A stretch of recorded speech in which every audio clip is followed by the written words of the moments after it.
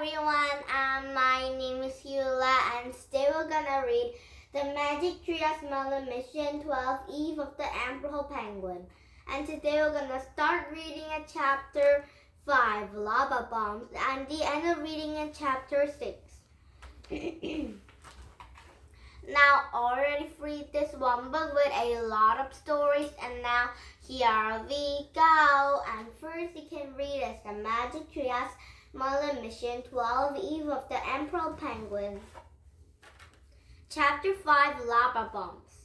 Jack didn't feel like a happy camper anymore, walking through the cold thin air. He looked at the snow marbles parked near to the hunt.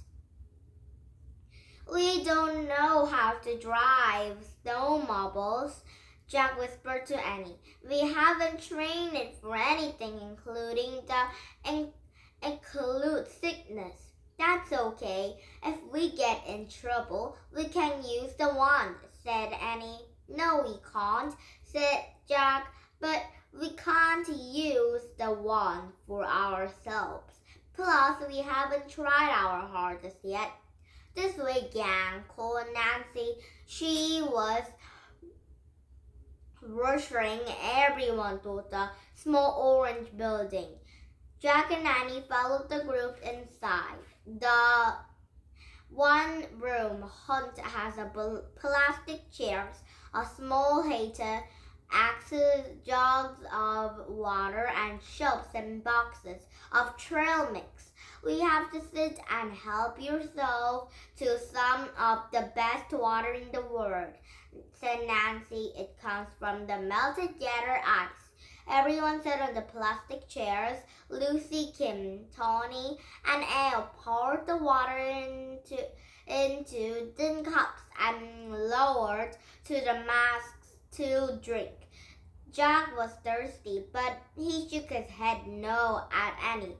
He was afraid for them to show off their faces.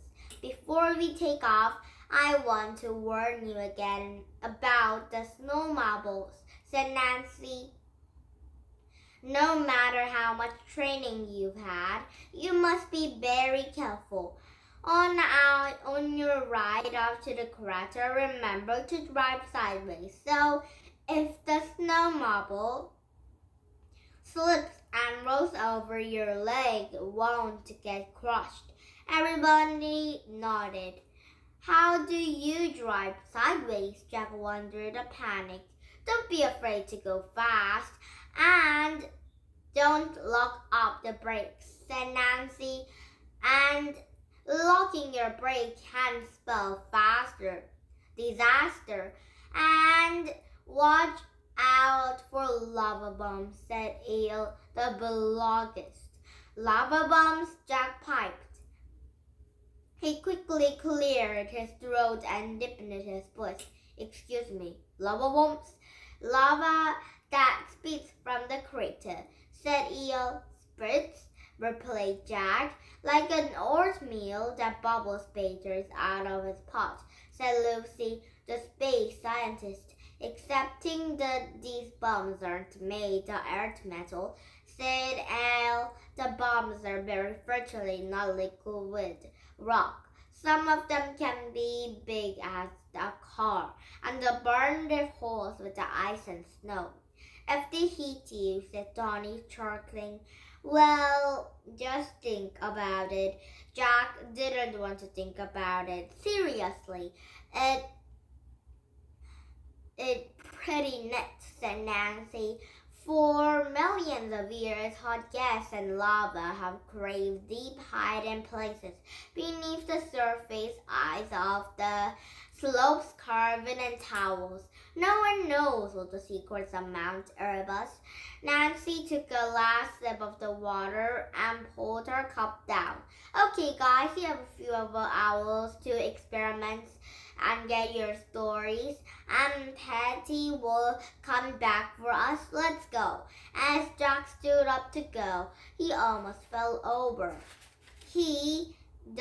The room was spinning. He closed his eyes, but that only made it worse. After another foot out the door, Jack sat back down his chair. I'll just stay here for a second, he cried. His heart was pounding. You okay? Said Annie, coming back to the hut. I'm dizzy, said Jack, trying to catch his breath. I think I've got to include sickness. I don't feel so great either, said Annie. Try taking off your mask and goggles so you can breathe better. She helped Jack lift off his mask and goggles. Does that help? Yeah, a little. Jack took a deep breath.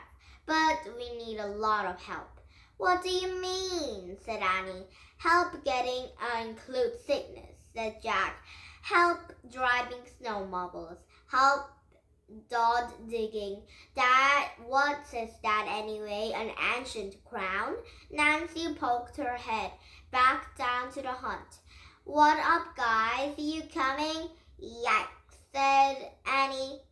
Jack quickly tried to put his goggles and mask back on, but he was too late. What are you? Who are you? Nancy sputtered. You are not joining list. You're a kid. Don't worry, said Annie in the deep voice. He's my son. What? Said Nancy. He is, said Annie. I opened and taken him on my age means. You what? Said Nancy. Annie, give it up, said Jack. We're caught. Okay, said Annie. She pushed up her goggles and pulled down their mask. I'm Annie and here's Jack. We're sisters and brothers. Oh, I'm going to have a heart attack, said Nancy. What are you kids doing here? We were looking for Annie's stuff. Jack knew even Annie couldn't explain their mission to save Merlin to Nancy. This is unbelievable, said Nancy. I've got to get you back to the station. Your parents must be frantic. I can't believe this. Oh, no, it's our fault. Not one will blame you, said Jack, but Nancy was pulling onto the small radio. Come on, Patty, come in. The radio cracked to the pulp, and Patty voice drove. Here are you, Nancy, he said. Patty, you need to get a chopper back here. Quick, pick up 2 of my group. They are just little kids. Not so little, cried Jack. Right then, Nancy, said Patty. 2 little kids come with the group, Nancy shouted. I didn't know there were kids. Oh, it's too hard to explain. Can you come back right away, please? Sure thing, said Patty. Oh, you head off with a little of others. I will pick up the kids. Thanks, there must be here at the hunt waiting for you to take them back, said Nancy. Over and out. Now chapter 6 will fall down, and tomorrow we start reading at chapter 6 will fall down, and then I'm reading at chapter 7 or 8, or we're gonna get a new beginning, new stories, okay? Now, did you have fun? You lost English country, we come back with them. These book or new beginning new stories. Okay, so you'll be very excited. Now please thumbs up my YouTube if you like my YouTube, okay? Bye bye everybody and have a nice day. Bye!